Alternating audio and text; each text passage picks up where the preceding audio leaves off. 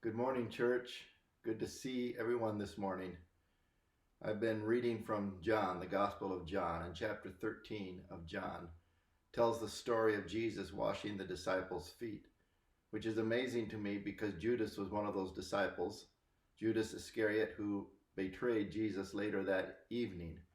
And Jesus knew that Judas was going to betray him and he would be taken to the cross and crucified. He also knew that Peter, in just a few hours, was going to deny him 3 times and abandon him. And he also knew that all of the disciples were going to flee for their lives and abandon Jesus.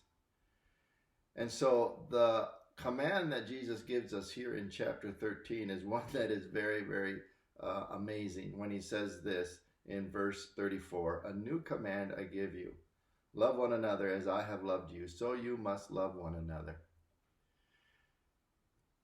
The love one another part isn't new. What is new is "as I have loved you." That is the new command. Love one another is, we find in the Bible way back in Leviticus.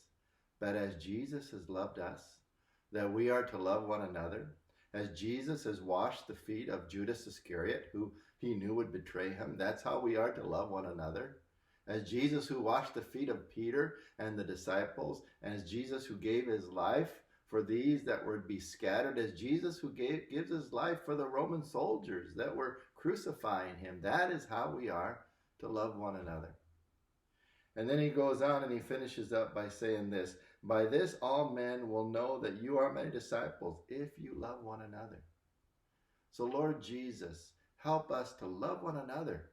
Help us to love those that are difficult to love. And during this time you've been cooped up perhaps in your house for a long time with different people. I just would pray that Lord would help you love each other in his name.